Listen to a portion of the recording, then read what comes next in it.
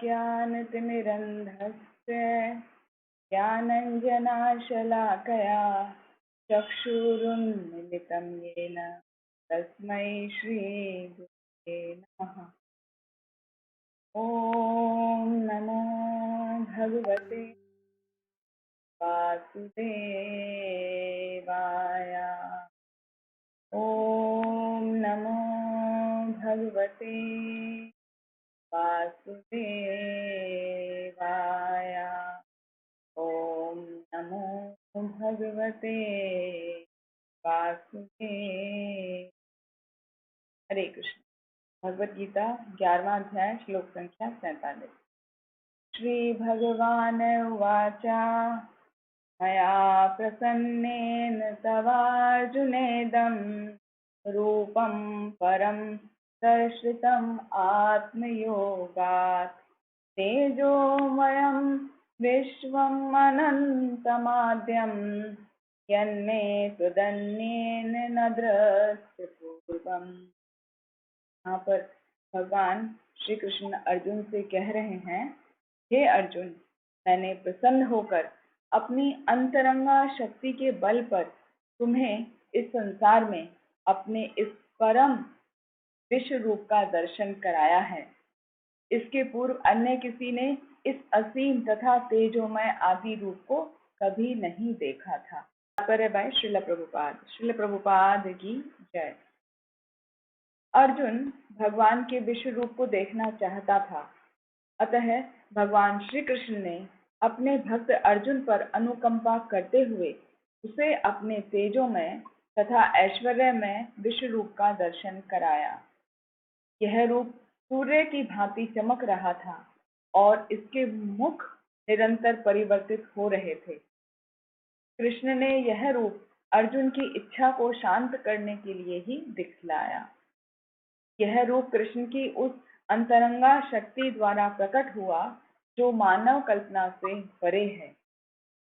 अर्जुन से पूर्व भगवान के इस विश्व रूप का किसी ने दर्शन नहीं किया था, किंतु जब अर्जुन को यह विश्व रूप दिखलाया गया तो स्वर्गलोक तथा अन्य लोकों के भक्त भी इसे देख सके। उन्होंने इस रूप को पहले नहीं देखा था, केवल अर्जुन के कारण वे इसे देख पा रहे थे। दूसरे शब्दों में, कृष्ण की कृपा से भगवान के सारे शिष्य भक्त उस विश्व रूप का दर्शन कर सके जिसे अर्जुन देख रहा था। किसी ने टीका की है कि जब कृष्ण संधि का प्रस्ताव लेकर दुर्योधन के पास गए थे तो उसे भी इसी रूप का दर्शन कराया गया था।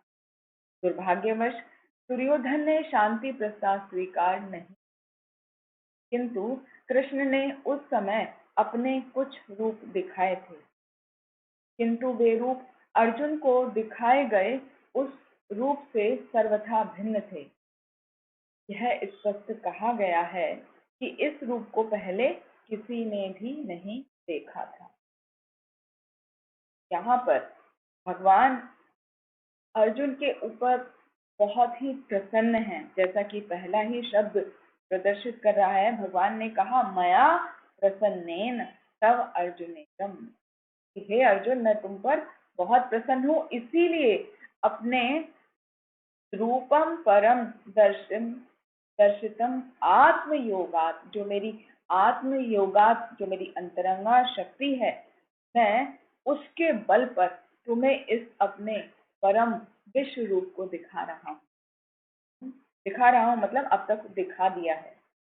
तो भगवान ने जो ये रूप दिखाया वो भगवान का सबसे आदि रूप है, सबसे पहला प्राचीन रूप है जो अब तक किसी ने भी नहीं देखा था।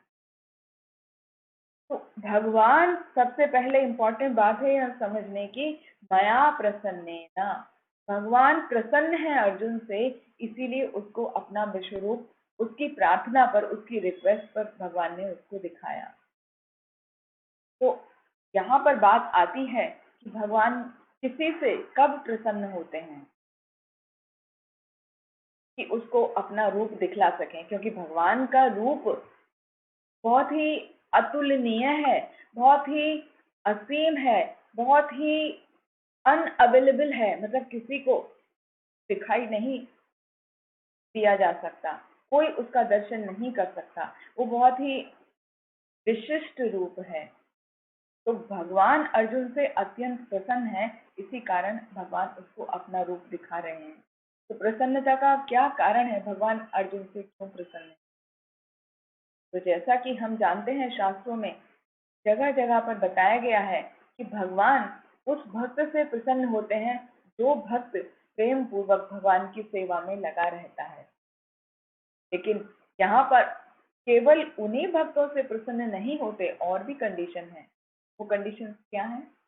जैसे सबसे पहला कंडीशन है कि जो भी भक्त शांत रस में, शांत भाव के साथ में अपनी चेतना को भगवान में स्थिर कर देता है और भगवान की शरण लेता है, उनको ही परम पुरुषोत्तम मानता है, उससे भी भगवान प्रसन्न होते। ये कोई आवश्यक नहीं है कि भगवान की सेवा ही की जाए। जो व्यक्ति शांत रस में स्थित होकर अपने आप को भगवान को समर्पित करता है, भले ही वो कोई सेवा नहीं कर रहा, उसने अपने आप को भगवान को समर्पित कर दिया, उनको परम पुरुषोत्तम मान रहा है, उससे भी भगवान प्रसन्न। लेकिन इससे भी उत्तम स्थिति ये है कि वो भक्त जो भगवान की शरणागति ले चुका है, लेकिन साथ में किसी रूप में, शांत रस में तो किसी प्रकार की सेवा नहीं हो रही है, उसका मन शांत है, बस वो इतने से ही प्रसन्न है कि वो भगवान है, मैं भगवान का सेवक हूँ। तो प्राथमिक स्थिति हो गई। उससे जो और स्थिति अच्छी है, जो उससे और उच्च स्थिति है, वो ये कि भगवान से अपना संबंध स्थापित करके वो उस रूप में, उस रस में भगवान की सेवा करता है। जैसे दास्य रस में, दास्य रस में भक्त भगवान की सेवा में निरंतर लगा रहता है।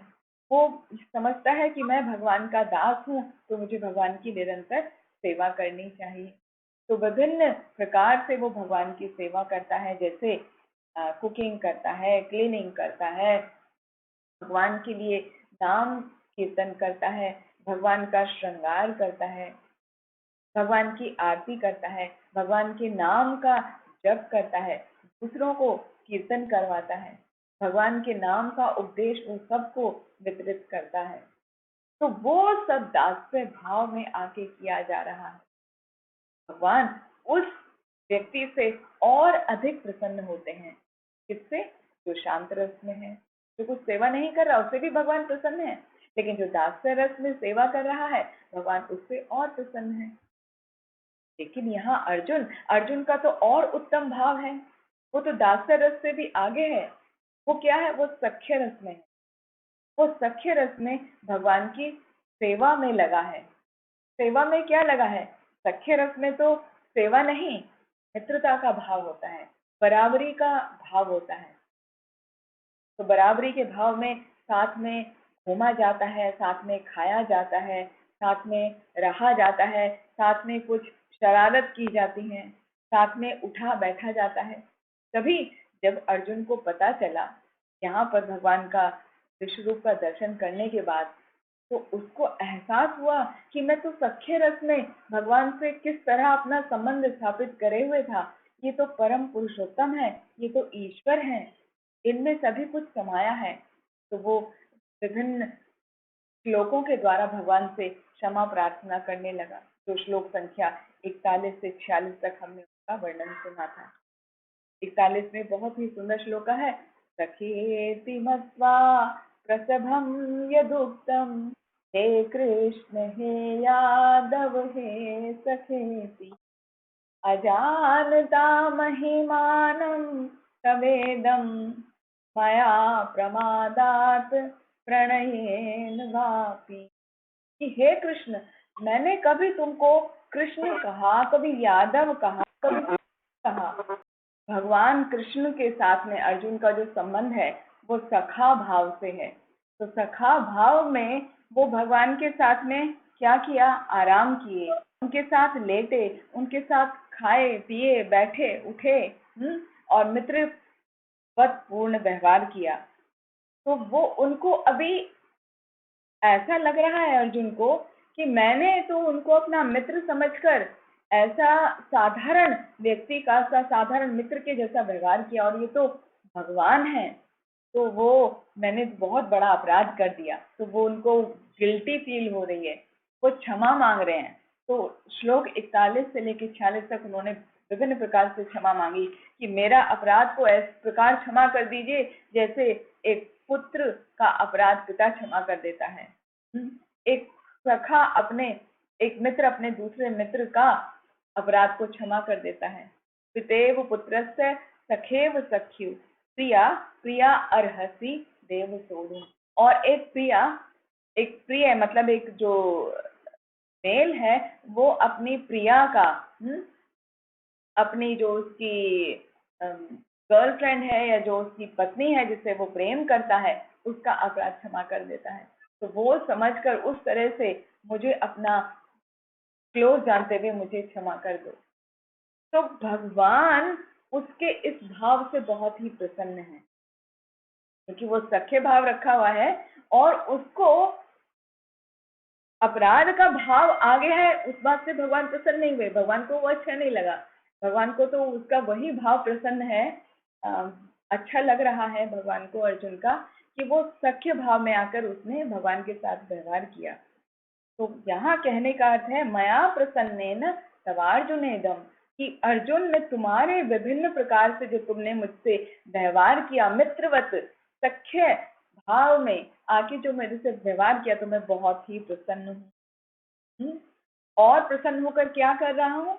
रूपम परम दर्शितम आत्मयोगात्, मैं अपनी अंतरंगा शक्ति के बल पर अपने इस विश्व रूप का तुमको दर्शन मैंने कराया है। तो लेकिन क्या हुआ, जब भगवान ने अपने विश्व रूप का दर्शन कराया तो अर्जुन वो दर्शन देखकर डर गया। उसने जब देखा कि भगवान के अनंत मुख हैं, अनंत हाथ हैं, पेट हैं, हाँ, और उनके मुख में सभी जितने भी योद्धा हैं वो सब अंदर जा रहे हैं, उनके मुख से अग्नि निकल रही है और मुख से वो क्या कर रहे हैं, कुछ तो ऐसा प्रतीत हो रहा है जैसे वो चूर्ण बना दे रहे हैं, उनके सिरों को वो खा रहे हैं जितने भी वहां पर योद्धा उपस्थित हैं।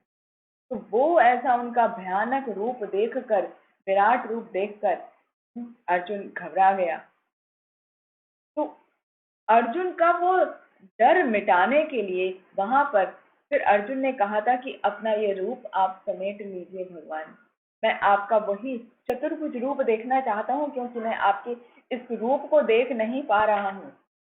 देखा तो था अर्जुन ने, क्योंकि भगवान ने उसको दिव्य दृष्टि प्रदान की। भगवान ने अपनी अंतरंगा शक्ति के बल पर उसको दिव्य दृष्टि प्रदान की, जिससे वो उनके रूप का विश्व रूप का दर्शन कर सके।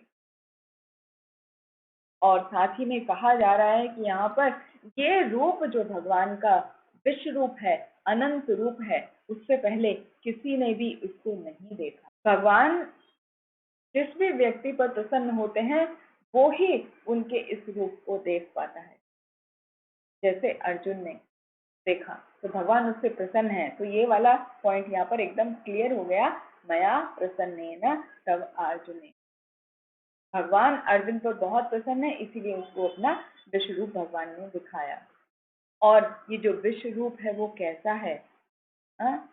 तेजोमयम, वो बहुत ही तेज वाला है। ऐसा लग रहा है उस रूप को देखकर जैसे 1000 सूर्य एक साथ उदित हो गए हों। जैसे हेलोजन लैंप होता है ना, जैसे कभी हम स्टेडियम देखते हैं, आप यदि पर्सनली गए हैं तो बहुत अच्छी बात है, नहीं तो टीवी में जैसे आप मैच वगैरह देखते हैं तो कितने सारे हेलोजन लैंप जले होते हैं वहां पर स्टेडियम में, कितना प्रकाश होता है वहां पर। तो उतना स्टेडियम में हेलोजन लैंप से हम एक छोटा सा उदाहरण से समझ सकते हैं कि कितना प्रकाश होता है। ऐसे लगता ही नहीं है वहां पर कि नाइट है, ऐसे लगता है कि दिन ही निकला है, दिन का उजाला है। तो जब यहाँ के हेलोजन लैंप इतना प्रकाश दे सकते हैं कि दिन का एहसास हो रहा है, तो भगवान का विश्व रूप कैसा है? 1000 सूर्य एक साथ जितना उदित हो जाए तो जितना प्रकाश होगा उतना भगवान के उस विश्व रूप से प्रकाश निकल रहा है।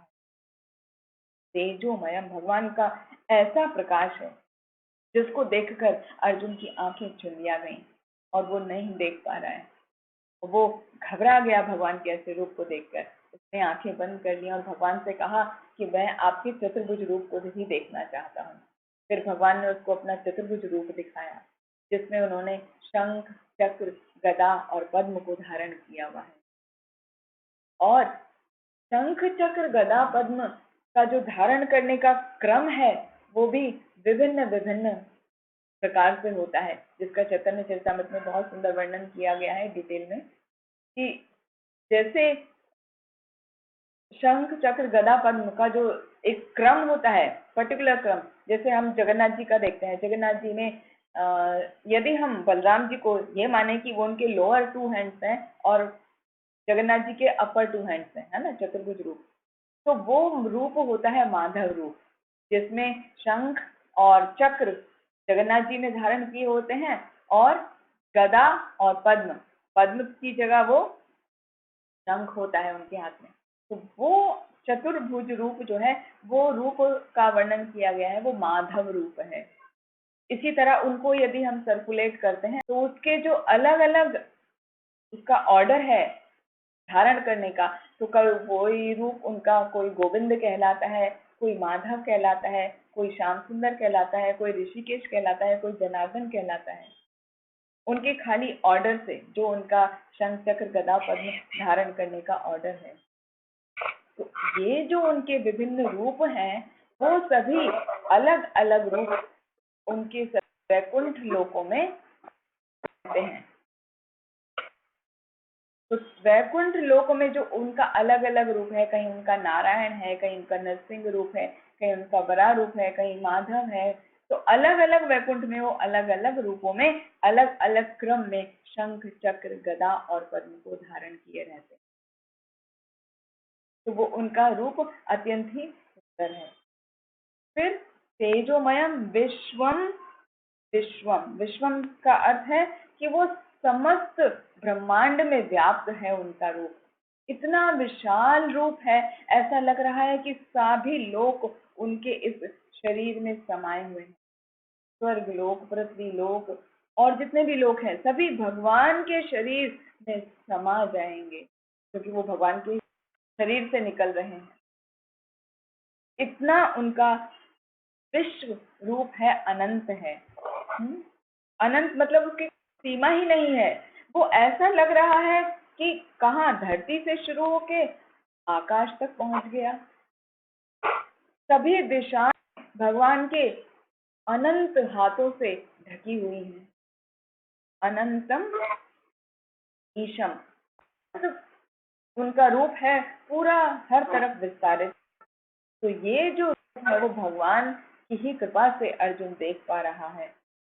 और अनंतम आद्यम, आद्यम भगवान का वो रूप आदि है। तो ये जो भगवान का रूप है आद्यम, आद्यम है, सबसे पूर्व का रूप है, इससे पहले भगवान ने किसी को नहीं दिखाया। तो ये जो विश्व रूप है इसी से समस्त जगत उत्पन्न हो रहा है, सारे लोग इसी से उत्पन्न हो रहे हैं। भगवान के श्वास से वायु उत्पन्न होती है, भगवान के मुख से अग्नि उत्पन्न हो रही है, भगवान के नेत्रों से सूर्य उत्पन्न हो रहा है, भगवान के मन से चंद्रमा उत्पन्न होता है। चंद्रमा मनसो जाता है, ऐसे आता है। तो मन से, भगवान के मन से चंद्रमा उत्पन्न होता है। तो भगवान से ही हर चीज उत्पन्न हो रही है। ऐसा आद्यम, ऐसा अनंत, ऐसा असीम रूप भगवान का है। जन्मे तुदन्नेन न दृष्ट पूर्वम, ऐसा रूप आज से पहले किसी ने भी नहीं देखा जो अब मैं तुम्हें दिखा रहा हूँ।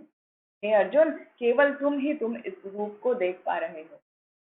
लेकिन श्रील प्रभुपाद ने वर्णन किया है कि भगवान की कृपा से ये केवल अर्जुन ही नहीं देख पा रहा है, अर्जुन के साथ में वहां पर जितने भी उपस्थित ऋषिगण हैं, देवतागण हैं, उन्होंने भी भगवान के उस विश्व रूप का दर्शन। और कहा जाता है कि विश्व रूप का दर्शन भगवान ने जो सभा हो रही थी, जब संधि सभा हुई थी, जब कृष्ण दुर्योधन के पास संधि के लिए आए थे कि इस युद्ध को ना करा जाए, इस युद्ध को लड़ा ना जाए, क्योंकि उसमें सभी हर तरह का क्षय होगा, सभी लोग मारे जाएंगे, तो इस युद्ध को ना लड़ा जाए। वो संधि प्रस्ताव लेकर जब दुर्योधन के पास आए थे, दुर्योधन ने कहा था, मैं 5 गांव तो क्या, एक सुई की नोक के बराबर भी भूमि उनको नहीं दूंगा। युद्ध करने के अलावा और कोई तरीका नहीं है, उन्हें युद्ध करना ही पड़ेगा। और साथ ही आदेश दे दिया कृष्ण को पाश में बांधने का, अपने सैनिकों को, कि कृष्ण को इस ग्वाले को पाश में बांध दो। ये संधि प्रस्ताव लेकर आया है। तब भगवान ने अपना विश्व रूप का दर्शन उस सभा में कराया था। दुर्योधन को और बाकी सभी लोगों ने देखा। लेकिन ऐसा कहा जाता है कि यहाँ पर भगवान स्वयं बोले ना, तन में सुदन्नेन न दृष्ट पूर्वम। भगवान का जो विश्व रूप है वो मैंने अब तक किसी को नहीं दिखाया, पहले किसी ने भी नहीं देखा। अर्जुन, तुम ही पहले व्यक्ति हो जो देख रहे हो।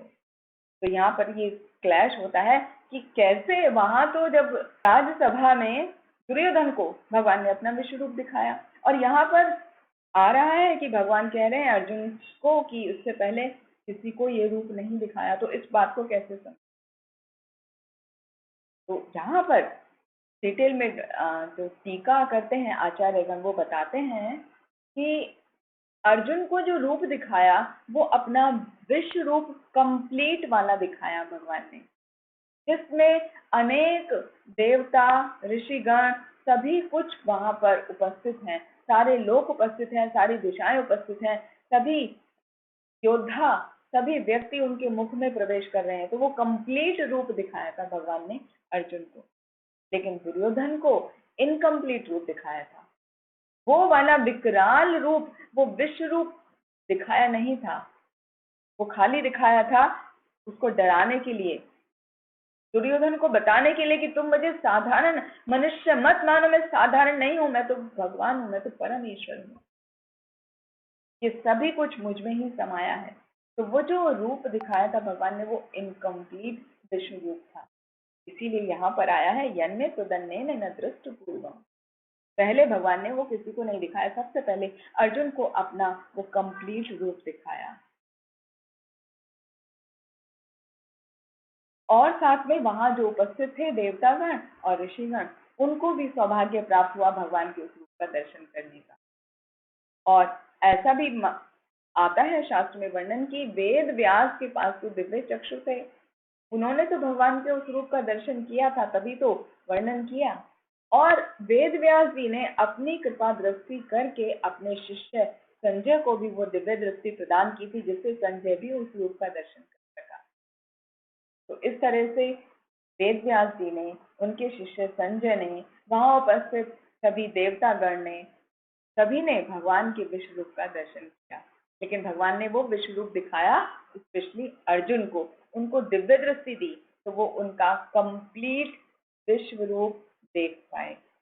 क्यों देख पाए? क्योंकि भगवान बहुत प्रसन्न थे अर्जुन के व्यवहार से, उनके सख्य भाव से, उनके प्रेम व्यवहार से अर्जुन से बहुत प्रसन्न थे। तो अपनी अंतरंगा शक्ति के बल पर भगवान ने अपना वो परम विश्व रूप का दर्शन कराया। अंतरंगा शक्ति क्या है? भगवान की वो इंटरनल पोटेंसी, इनकंसीवेबल एनर्जी, जिसको कोई आराम से समझ नहीं सकता, अकल्पनीय है। इनकंसीवेबल मतलब अकल्पनीय, उसकी कोई कल्पना भी नहीं कर सकता, कोई सोच भी नहीं सकता। तो वो शक्ति के बल पर भगवान ने अपना रूप का दर्शन कराया था। और साथ में जैसे कि पिछली बार हमने सुना था, तो भगवान ने अपना दर्शन विश्व रूप का दर्शन नहीं, वैसा वाला दर्शन नहीं पूरा जैसे अर्जुन को दिखा रहे हैं कि अनेक अनेक मुख हैं, अनेक पेट हैं, वैसा वाला नहीं, अपने मुख में पूरे ब्रह्मांड का दर्शन कराया था माता यशोदा को। जब माता यशोदा उनको गोद में लेके बैठी थी प्रणावत के वध के बाद, और से पहले दिखाया था ब्रह्मांड घाट में, जब माटी वाली लीला की थी, तो माँ ने कहा था अपना मुख खोल के दिखाओ, तो वहां पर भी भगवान ने उनको अपना ब्रह्मांड रूप का दर्शन कराया था।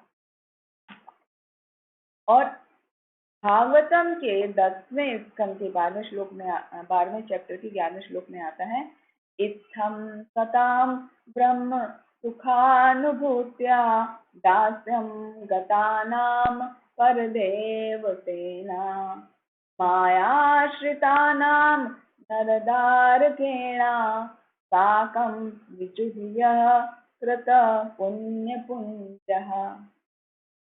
कि भगवान तो परम पुरुष हैं और सभी ऋषिगण उन्हें निर्विशेष ब्रह्मा करके मानते हैं, समझते हैं, लेकिन भक्तगण को उनको भगवान मानते हैं और सामान्य प्रकृति से उत्पन्न हुआ मानते हैं। सामान्य जन जो है उनको वो प्रकृति से उत्पन्न हुआ मानते हैं।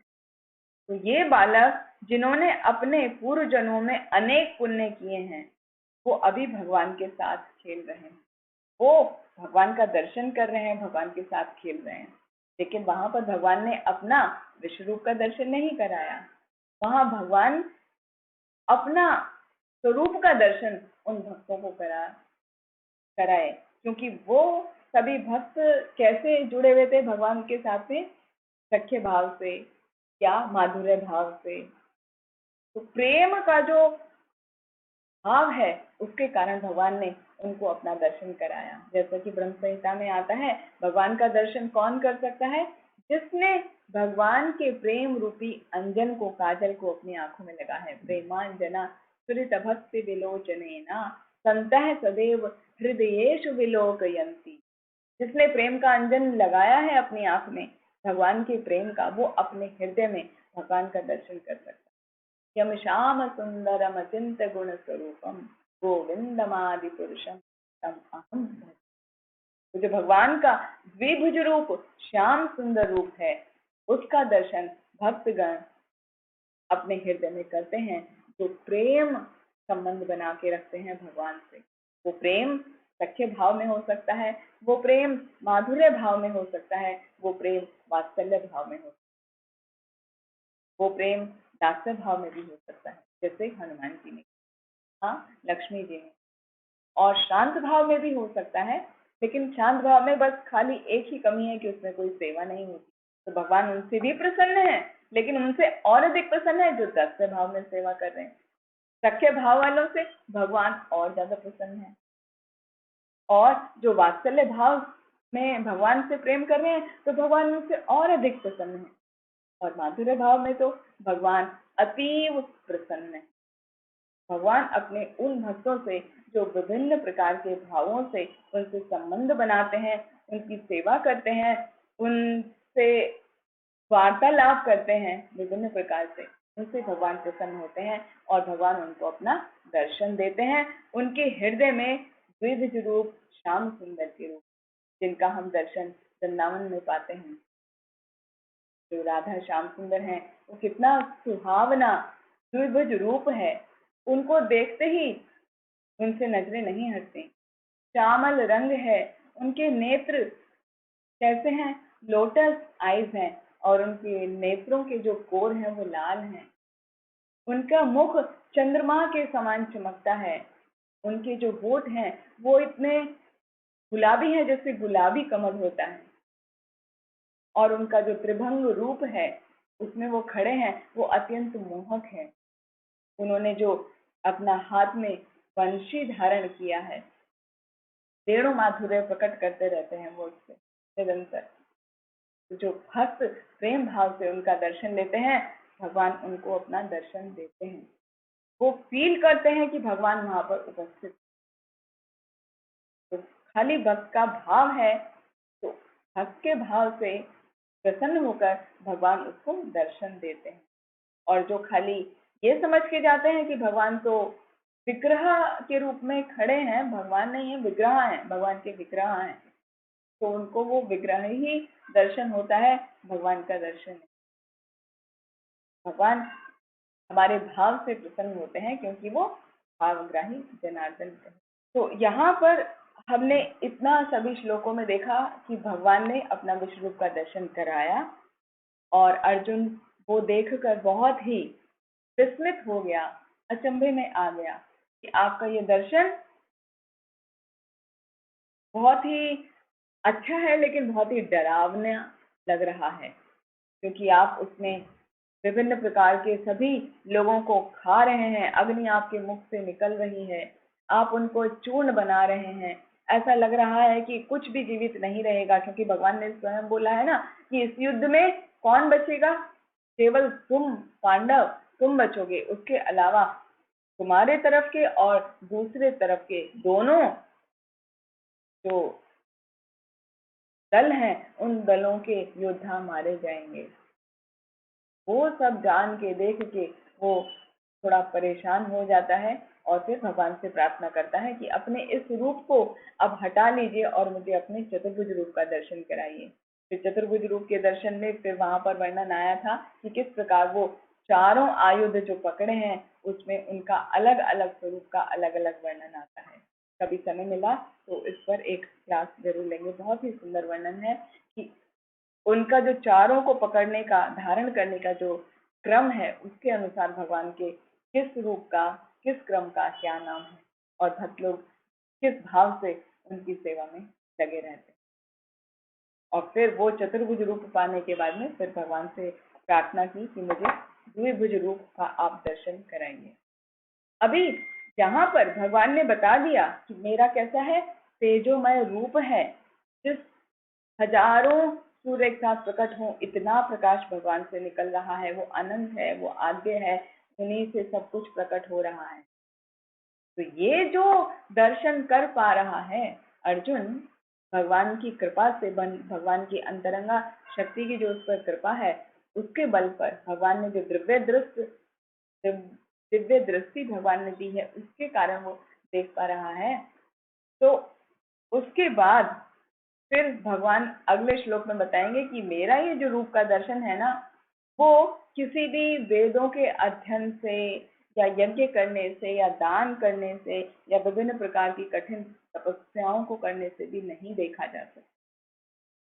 तो यहाँ पहले ही बता दिया भगवान ने कैसे देखा जा सकता है, क्योंकि मैं तुमसे बहुत प्रसन्न हूँ, तुम्हारे भाव से बहुत प्रसन्न हूँ, क्योंकि तुम मेरे शरणागत हो। द्वितीय अध्याय में हमने पढ़ा था ना, कार्पण्य दोषो उपहतः स्वभावा पृच्छामि त्वाम धर्म सम्मूढ़चेता यस्यान् निश्चितं ब्रूहि तन्मे शिष्यस्ते हम शाधि माम त्वाम प्रपन्नम। तो वहां पर स्टार्टिंग में ही भगवान को उसने शरणागति ले ली कि मैं आपका शिष्य हूँ, कृपया करके मुझे शाधिए, शाधि माम प्रपन्नम, कृपया करके मुझे शाधिए, मुझे डिसिप्लिन में रखिए, मुझे बताइए मुझे क्या करना है। तो उसके इस भाव से प्रसन्न होकर और जो व्यवहार किया भगवान के साथ में अर्जुन ने, उससे प्रसन्न होकर भगवान ने उसको अपना दिव्य दर्शन कराया था, जो पहले किसी ने नहीं। इसी के साथ ही ये श्लोक यहीं पर समाप्त होता है। अगले वाले श्लोक में और बहुत सुंदर तरीके से वर्णन किया गया है कि कैसे भगवान को देखा जा सकता है। किसी भी प्रकार की दान यज्ञ करके, पुण्य करके, कठिन तपस्या करके, वेदों का अध्ययन करके भगवान को नहीं देखा जा सकता। भगवान को केवल भक्ति के भाव से देखा जा सकता है। हम अपनी वाणी को विराम देते हैं। हरे कृष्ण। किसी का कोई प्रश्न है तो मया प्रसन्नेन तवार्जुनेदं रूपं परं दर्शितम् आत्मयोगात् तेजोमयं विश्वम् अनन्तमाद्यं यन्मे त्वदन्येन न दृष्टि पूर्वम्। ठीक है माता जी। हरे कृष्ण माता जी, आपको बहुत ही सुंदर प्रश्न है। यहाँ पर जो 1866 में बता रहे हैं भगवान, सर्वधर्मान परित्यज्य माम एकम शरणम व्रज अहम त्वाम सर्व पापेभ्यो मोक्षयिष्यामि मा शुचः। तुम डरो मत, मैं तुम्हें सभी पापों से उद्धार कर दूंगा, तुम्हारे सभी पापों को खत्म कर दूंगा। डरो मत। करना क्या है? माम शरणम, मामेकम शरणम व्रज, केवल और केवल मेरी शरण लो। तो उससे पहले जो सबसे इम्पोर्टेंट वर्ड है, सर्व धर्मान परित्यज्य, सारे धर्मों का त्याग कर दो। तो सारे धर्मों का त्याग से मतलब है माता जी जो विभिन्न प्रकार के कैटव धर्म हैं, इनका वर्णन किया गया है श्रीमद् भागवतम में। दूसरे श्लोका में ही आता है प्रथम अध्याय के, धर्मो प्रोजित कैतवो अत्र निर्मत्सराणाम सताम वेद्यम वास्तवम अत्र शिवदम तापत्रय उन्मूलनम महामुनिकृते किंवा परिरीश्वरः सद्यो हृदय भगवते शोषोदेश तत्क्षणात्, ऐसे करके आता है। तो वो जो श्लोक है वहां पर वो सभी प्रकार के कैटव धर्मों का वर्णन बहुत ही विस्तार में किया गया है। तो उतना विस्तार को हम यदि संक्षेप में समझने का कोशिश करें तो माता जी उसका अर्थ ये है सर्वधर्मान, मतलब जो हम साधारण धर्मों में उलझे रहते हैं कि हमारे बड़ों ने ये कहा है, हमारे घर की परंपरा तो ये है, हमारे घर में इस कुल देवता की पूजा होती है तो हमें वो ही करना पड़ेगा, शादी के बाद पर्टिकुलर वहां जाना ही चाहिए, या घर में बच्चे का जन्म हुआ है तो वहां जाके उसके जो मुंडन संस्कार है वो कराना है, हमें जरूर करना है, या घर में किसी का मृत्यु हुआ है तो हमें पर्टिकुलर वहां वहां जाके ही ऐसा ही होता है, हमारे परंपरा में ऐसा है। तो वो सब जो है वो कैटव धर्म कहते हैं। तो वो सब करने की आवश्यकता नहीं। सर्वधर्मान परित्यज्य, ये जो तुम कह रहे हो ना कि ये हमारे कुल में परंपरा में इसकी पूजा होती है उसकी पूजा होती है और हमने उसकी पूजा नहीं करी तो क्या होगा, हमें अपराध लग जाएगा। भगवान, क्योंकि हम सभी देवी देवताओं को भी भगवान मानते हैं, वो क्लियर ही नहीं होता है कि भगवान कौन है। तो उन सबको भगवान मानते हुए ये जानते हैं कि वो हमें क्या, हमें परेशान करेंगे, हमें कष्ट देंगे, इसीलिए हम उनको नहीं छोड़ सकते। हम कैसे छोड़ें, हमारी जो बड़े हैं वो 40 साल से करते आए हैं, हम तो अभी 20 साल ही हमारी उम्र है, तो हम कैसे छोड़ दें। हमें कोई कष्ट आ गया तो कौन जिम्मेदारी लेगा। बड़े भी घर के वो इतना डरा के रखते हैं कि कुछ हो गया, आपको फीवर भी आ गया, अरे तुमने ऐसा नहीं किया इसलिए ऐसा हो गया। तो वो जो विभिन्न प्रकार के उलझने हैं जहां हम उलझे हुए हैं ना, ये धर्म के नाम पे कि हमें ये करना है हमें वो करना है, सभी को वो त्याग कर भगवान कहते हैं कि मेरी शरण में आ जाओ। जब तुम नित्य प्रतिदिन 16 माला का जप करोगे, एकादशी व्रत का पालन करोगे, भगवान का आविर्भाव दिवस उस पर उपवास रखोगे, तो सभी कुछ आपके पाप खत्म हो जाएंगे, नष्ट हो जाएंगे। ऐसा कहा जाता है ना कि हर एकादशी का उपवास का करोड़ों करोड़ों एकादशी रखने का, कोई कोई एकादशी ऐसी होती है ना उसका फल बहुत ज्यादा होता है, सभी पापों का नाश करने वाली होती है। लेकिन जन्माष्टमी का व्रत जो करता है उसका 21 करोड़ एकादशी का फल एक जन्माष्टमी के उपवास से मिलता है। तो जो व्यक्ति भगवान को पूर्ण शरणागत होके भगवान के लिए उपवास कर रहा है, उनके जन्म दिवस पर कर रहा है, उनकी जो प्रिय तिथि है माधव तिथि उस पर कर रहा है, तो उसको विभिन्न प्रकार के कैटव धर्मों में पढ़ने की आवश्यकता नहीं है। उसको शरणागति लेनी है भगवान की। मैंने भगवान को सरेंडर कर दिया तो अभी कोई कुछ मेरा नहीं बिगाड़ सकता। वो शरणागति जब तक आएगी नहीं, आपको बार बार फील होता रहेगा, हल्का सा फीवर आने पे भी अरे ऐसा नहीं किया, ये मुझे कष्ट हो रहा है। बच्चे की तबीयत खराब हो गई, ओ हमने अपने कुल की परंपरा जो चली आ रही है वो नहीं किया इसलिए बच्चे को कष्ट हो रहा है, जबकि ऐसा कुछ भी नहीं। तो भगवान वही बता रहे हैं कि सब धर्मों का परित्याग कर दो। ये जो फालतू के धर्म अपने दिमाग में हमने परंपरा सो कॉल्ड ग्रह की कुल की परंपरा बना के रखे हैं, वो छोड़ दो और सिर्फ मेरी शरण ग्रहण करो। जब तुम मेरी शरण ग्रहण कर लोगे तो मैं तुम्हें सभी पापों से मुक्त कर दूंगा। फिर उसी श्लोक के तात्पर्य में आप पढ़िएगा तो वहां पर शरणागति के 6 विधि बताई गई हैं। अनुकूलस्य संकल्प, प्रतिकूलस्य वर्जनम, रक्षिष्यति इति विश्वासो, भोक्तृत्व वर्णम तथा आत्मनिक्षेप कार्पण्य, षड विधा शरणागति। उसमें 6 तरीके बताए हैं भगवान को शरणागति के। क्या है वो, इन शॉर्ट बताते हैं कि अनुकूलस्य संकल्प, जो भक्ति में अनुकूल कार्य हैं उनको करना चाहिए। प्रतिकूलस्य वर्जनम, जो भक्ति में प्रतिकूल है, जो भक्ति से आपको दूर ले जाते हैं, भक्ति में बाधा उत्पन्न करते हैं, ऐसे कार्यों से बचना चाहिए, उनका त्याग कर देना चाहिए। तीसरा, रक्षिष्यति इति विश्वासो, भगवान हमारी हर परिस्थिति में रक्षा करेंगे, ऐसा हमें पूर्ण विश्वास होना। गोप्तृत्वे वर्णम तथा, कि भगवान हमारा पालन पोषण करेंगे, ये पूर्ण विश्वास होना चाहिए। हमको भगवान ने जन्म दिया है तो भगवान ही हमारा पालन पोषण करेंगे, वो ही हमको प्रसाद खाने के लिए देंगे, हमको परेशान नहीं होना चाहिए। वो भाव मन में लाना है।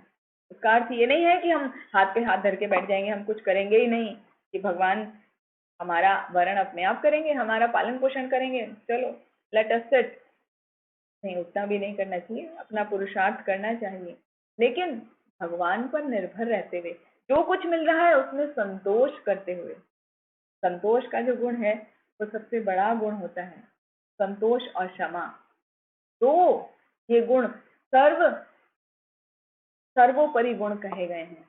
मतलब आपको जितना मिल रहा है आप उसमें संतोष रखिए, तो आप वो ब्राह्मण से भी उच्च बन जाते हैं। तो माता जी, आपका जो प्रश्न था कि सभी धर्मों का परित्याग कर दो, तो सभी धर्म से यहाँ पर अर्थ है सभी प्रकार के कैटव धर्म, जो हम कुल परंपरा के धर्मों के नाम पर उलझे रहते हैं उनमें दिन प्रतिदिन, तो उनसे हमें निकलना है बाहर और भगवान की शरणागति लेना है। ठीक है माता जी, इसका आप परपट पढ़ेंगे तो आपको और अच्छे से समझ में आ जाएगा। जब हम हरि नाम जपते हैं, भगवान का नाम जप करते हैं, तो हम में किसी भी प्रकार के ऋण से मुक्त हो जाते हैं। हमें राजा के प्रति, माता के प्रति, पिता के प्रति, ये जो हमारे विभिन्न प्रकार के ऋण होते हैं, 7 ऋण कहे गए हैं, वो 7 ऋण से हम मुक्त हो जाते हैं यदि हम भगवान का नाम लेते हैं। तो वो ऋण जो है, वो ऋण को उन्होंने धर्म से रिलेट करके बता दिया होगा। वहां पर है कि राजा के प्रति, माता के प्रति और पिता के प्रति और अपने गुरु के प्रति हमारा कुछ कुछ ऋण रहता है, देव के प्रति। धर्म मतलब ये जो हमारे कैटव धर्म है, ये मैंने भागवतम से ही बताया है। भागवतम का प्रथम स्कंद का पहले अध्याय का 2रा श्लोक, उसमें सभी प्रकार के कैटव धर्मों का वर्णन बहुत ही सुंदर तरीके से किया गया है। वो सभी हमें त्याग करने हैं। तो इन शॉर्ट मैंने उसको कंक्लूड कर दिया कुल धर्म में, कुल धर्म, जाति धर्म जो हम मानते हैं उसमें अप एक वर्ड आता है जो जैसे भक्ति सिद्धांत सरस्वती महाराज ने भी उनका बहुत खंडन किया था। जो कैटव धर्म है, जो जैसे सखी बेशी, दार, ऐसे ऐसे नाम हैं जो वो उन धर्मों का पालन किया करते थे। वो धर्म उनके अपने मन के बनाए हुए थे, और मतलब किसी ने बनाए तो फिर वो अभी उसी का परंपरा का पालन कर रहे हैं। जैसे कि उसमें एक मुख्य धर्म था कि मैं भगवान की सखी हूँ, सखी बेखी करके। तो भगवान की सखी हूँ करके तो अपना मतलब मेल मेंबर भी कैसे वो फीमेल का, गोपी का ड्रेस पहन के, वैसा श्रृंगार करके वैसा ही व्यवहार करेंगे, तो वो सब ठीक नहीं है, वो सबको करने की आवश्यकता नहीं है। तो इस तरह से विभिन्न विभिन्न प्रकार के धर्म जो लोगों ने अलग अलग, जो लोकेलिटी है वहां पर अलग अलग प्रकार के धर्म मिल जाएंगे। आप यदि अमेरिका में जाएंगे, फॉरेन कंट्रीज में, तो वहां अपने सहूलियत के हिसाब से वो करते हैं। यहाँ पर भी देखें, जैसे एक सहज योग करके है, वो क्या अपना सभी कुछ अपने सहूलियत से, अपने कन्वीनियंस के अनुसार कन्वर्ट कर देते हैं। करते हैं भक्ति, पढ़ते हैं भगवत गीता, लेकिन कहते हैं कोई दिक्कत नहीं, आप नॉनवेज खाइए, कोई दिक्कत नहीं, आप चाय कॉफी पीजिए, कोई प्रॉब्लम नहीं है। तो ऐसे योग का, ऐसे धर्म का क्या फायदा? जो जो एक मनुष्य होने का जो धर्म है, जो हमारे 4 नियम हैं, no meat eating, no intoxication, no illicit sex, no gambling, ये जो 4 मुख्य हमारे नियम हैं, जिनका पालन करने से हम पशु से मनुष्य बनते हैं, वरना तो हम पशु कहलाते हैं, वरना हम मनुष्य कहलाने के भी अधिकारी नहीं है। तो यदि उसका हम पालन करते हैं तो अच्छा है। और यदि हम सो कॉल्ड कोई भी धर्म हम बना के पालन कर रहे हैं और इन्हीं को तोड़ रहे हैं तो फिर क्या फायदा। वो सब ऐसे कैटअप धर्म है, उनका परित्याग करके मेरी शरण में आ जाओ। ठीक है माता जी। हाँ यही तो बात है ना माता जी, वो अंडरस्टैंडिंग की बात है। इसी के लिए आपको सीनियर वैष्णवास के पास में जाना चाहिए, उनसे समझना चाहिए कि श्लोक को कैसे समझा जाए। कई बार हम अपने आप पढ़ के ना अपनी इच्छा से समझ लेते हैं। जैसे फॉर एग्जाम्पल मैं आपको एक एग्जाम्पल बताती हूँ, प्रैक्टिकल एग्जाम्पल। हमारे घर में कोई ऐसे ही मित्र आए थे, उनका बच्चा था एकदम यंग एज में, लेट 20s में। ठीक है, हमने उसको भगवत गीता पढ़ने को दिया, बेटा पढ़ो। वो पढ़ रहे हैं, हमने कहा अच्छा आपने क्या समझा। तो क्या समझा, उसने एकदम विपरीत अर्थ बता दिया उसका। जो वहां पे भगवत गीता में लिखा है उसका अंडरस्टैंडिंग एकदम उल्टा कर दिया। हमने कहा बेटा ये क्या कर रही है, यहाँ पे ऐसा तो नहीं लिखा। कि नहीं यहाँ तो ऐसे लिखा है। तो वो अंडरस्टैंडिंग है, वो बड़ा बच्चा है फिर भी वो नहीं उसको समझ पा रहा। क्यों नहीं समझ पाया, क्योंकि उसने उससे पहले किसी से सुना ही नहीं। तो जो मेंटल कॉन्कॉक्शन उसका हुआ, जो उसको समझ में आया अपनी अंडरस्टैंडिंग के हिसाब से, उसने वो प्रेजेंट कर दिया। ये कहा जाता है कि किससे हमें सुनना है वो हमें चूज करना चाहिए।